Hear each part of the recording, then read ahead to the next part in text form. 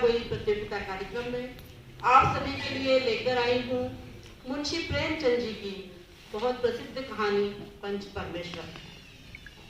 वर्तमान परिप्रेक्ष्य में जब आफताब और श्रद्धा जैसे प्रसंग हमारे समक्ष आ रहे हैं तो यह कहानी और भी सार्थक हो जाती है। इस कहानी के दो मुख्य पात्र हैं, एक हिंदू है, एक मुस्लिम। आप सभी ने पंच परमेश्वर कहानी अवश्य पढ़ी होगी, कुछ नया मैं नहीं सुना रही हूँ, लेकिन उस कहानी को बस अपने अंदाज में आप सभी के समक्ष प्रस्तुत कर रही हूँ। अलगू चौधरी और जुम्मन शेख दोनों बचपन के मित्र थे। दोनों के धर्म अलग थे, खान पान का भी कोई रिश्ता नहीं था, लेकिन उनके विचारों में एकता थी, विचार एक से थे और उनकी मित्रता का आधार भी यही था।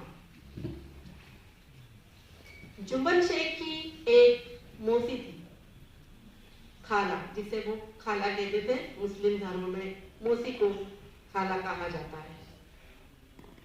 खाला की कोई औलाद नहीं थी, लेकिन थोड़ी जमीन जायदाद उनके पास थी। जैसा कि प्राय हमारे घरों में होता है, हम किसी को गोद रख लेते हैं, उसी तरीके से जुम्मन शेख ने मौसी की जायदाद बहला फुसलाकर अपने नाम कर ली। खाला ने सोचा कि ठीक है, मेरी कोई औलाद नहीं है, मैं कर देती हूँ। जब तक दान पत्र की रजिस्ट्री नहीं हुई थी तब तक तो खाला का बहुत आदर किया जाता था, बहुत ध्यान रखा जाता था, लेकिन जैसे ही रजिस्ट्री हुई उसके बाद खाला को न तो खाना ठीक से मिलता था घर में, न उनका आदर होता था। इस बात से खाला बहुत दुखी हुई। प्राय हम आजकल अपने घरों में बुजुर्गों की दुर्दशा देखते हैं, वही उनके साथ भी हुआ। तब उन्होंने कहा कि बेटा जुम्मन, मेरा तुम्हारे साथ गुजारा नहीं हो सकेगा, मैं कहीं अलग रहती हूँ, तुम मुझे ऐसा करो, जो मेरी जमीन जायदाद है उसमें से मुझे मासिक कुछ रुपए दे दिया करो, ताकि मैं अपना अलग पका खा लूं। तब जुम्मन शेख ने, जैसा कि आमतौर पर घरों में होता है, उसी प्रकार जवाब दिया, अरे खाला, इतना कहाँ उससे आय होती है कि मैं तुम्हें रुपए दे पाऊं? मैं तुम्हें रुपए नहीं दे पाऊंगा। अब खाला बड़ी निराश हुई। उसने कहा, मैं पंचायत बुलाऊंगी। अब जुम्मन शेख तो प्रतिष्ठित व्यक्ति था गांव का, उसे पूरा भरोसा था कि यदि पंचायत होगी तो फैसला मेरे पक्ष में ही होगा। तो उसने हंसते हुए कहा, हाँ खाला, जरूर बुलाओ। बेचारी बूढ़ी सी खाला लकड़ी के सहारे पूरे गांव के घर घर में लोगों को जाके अपना किस्सा सुनाने लगी, अपना दुख बताने लगी। कोई साथ न आया। तब वह जुम्मन शेख के परम मित्र अलगू चौधरी के घर में गई। उसने कहा कि बेटा, शाम को पंचायत है, तुम पंचायत में आना। अलगू ने कहा, खाला देखो, मैं आ तो जाऊंगा, लेकिन मेरी जुम्मन से गाड़ी दोस्ती है, मैं उससे बिगाड़ नहीं करूंगा, अपना मुंह नहीं खोलूंगा। तब खाला ने उससे एक बात कही, अरे जुम्मन, क्या तुम बेटा बिगाड़ के डर से ईमान की बात नहीं कहोगे? तब अलगू चौधरी सोचने पर मजबूर हुआ। यह कहकर खाला तो वहां से चली गई। शाम को पंचायत लगी, अलगू आए पंचायत में, और तब सरपंच चुनने की बात आई तो खाला ने अलगू चौधरी पर भरोसा जताते हुए उसी को सरपंच चुन लिया। अब तो जुम्मन शेख फूले नहीं समाए, बोले ये तो मेरा परम मित्र है, फैसला तो मेरे पक्ष में ही होना, अब तो मेरी जीत पक्की है। अलगू चौधरी के सामने स्थिति थी, इधर कुआ उधर खाई।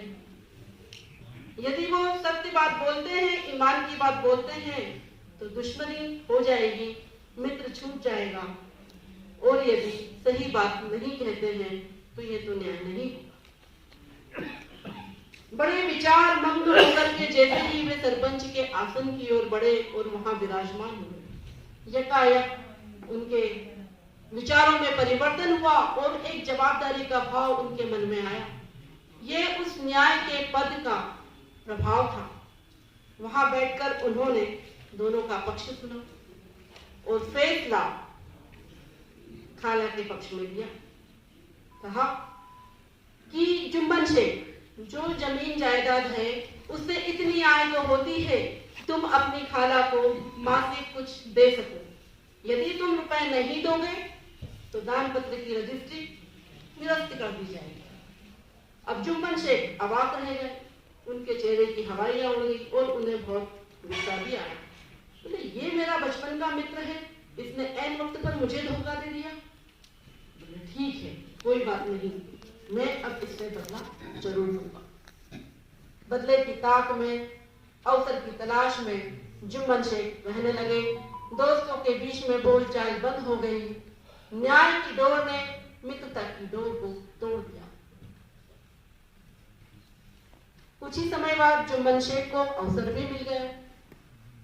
अलगू चौधरी के यहाँ एक बढ़िया बैलों की जोड़ी हुआ करती थी, जिसे वे पिछले साल अपने घर मेले से लेकर आए थे।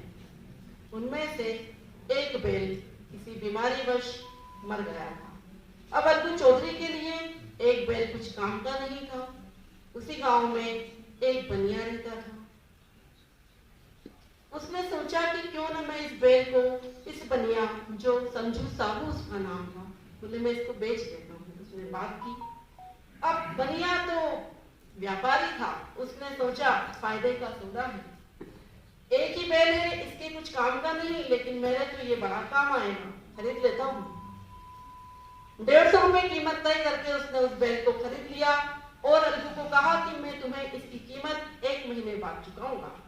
अलगू चौधरी सीधा साधा व्यक्ति, उसने कहा ठीक है, क्योंकि बैल तो उसके कुछ काम आ नहीं रहा था। उसने सोचा चलो 1 महीने बाद ही सही, कम से कम 150 रुपए मिल तो जाएंगे। अब उस बनिए ने उस बैल से, पशुओं से भी क्रूर व्यवहार करना शुरू किया। लगातार गांव से शहर, शहर से गांव उस पर माल लाद लाद कर लाता रहा। दिन में 4-5 चक्कर लगवाता रहा। न उसे चारा खाने को दिया, न पीने को पानी दिया और उस पर कोड़े भी बरसाता रहा। एक दिन ऐसा आया कि बैल मर गया। अब जब बैल मर गया तो उसने सोचा अरे ये क्या, चलो ठीक है, कोई बात नहीं, अब पैसे नहीं दूंगा अलगू चौधरी को। 1 महीना हुआ, अलगू चौधरी पैसे लेने के लिए पहुंचा। तब बनिए ने उसे खूब खरी खोटी सुनाई। बोला कैसा बैल पकड़ा दिया तुमने, बिल्कुल मरा हुआ बैल था, जरा सा सामान लादा और मर गया।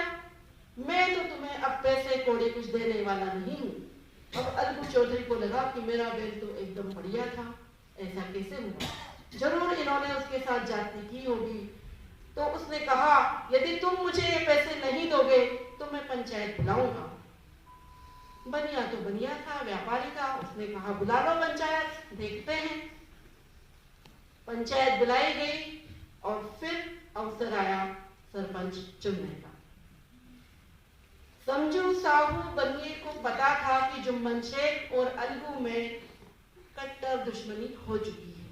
उसी का फायदा उठाते हुए उसने सरपंच के लिए जुम्मन शेख का नाम अपनी ओर से रख दिया। अलगू चौधरी मन महसूस कर रह गए, मना भी नहीं कर पाए कि ये मेरे साथ न्याय नहीं होगा। ठीक है, उन्होंने हामी भरी। अब समझने लगे कि अब तो मेरी हार निश्चित है, ये तो मुझसे बदला लेने की फिराक में है ही, तो ये जरूर अब मेरे विपक्ष में ही फैसला देगा।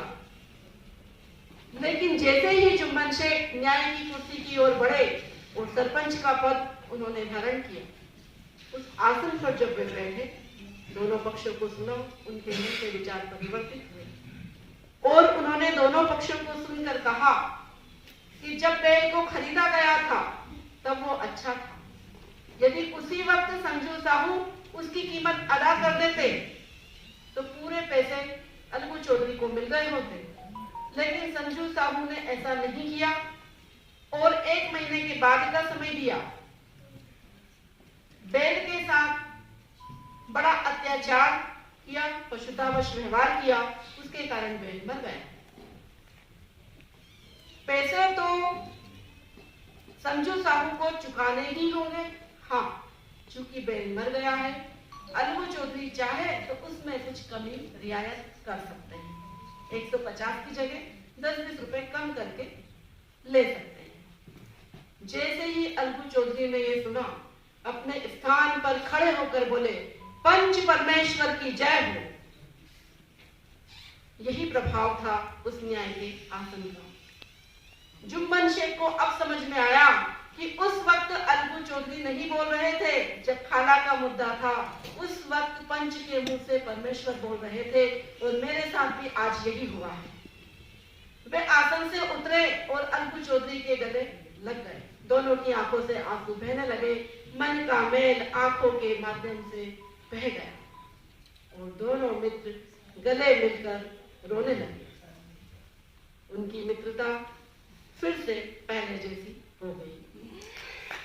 यही इस कहानी हमें संदेश देती है कि जो न्याय की कुर्सी होती है, जो पंच होता है, उसके मुख से सदैव परमेश्वर बोलते हैं, उसका न कोई मित्र होता है न कोई शत्रु।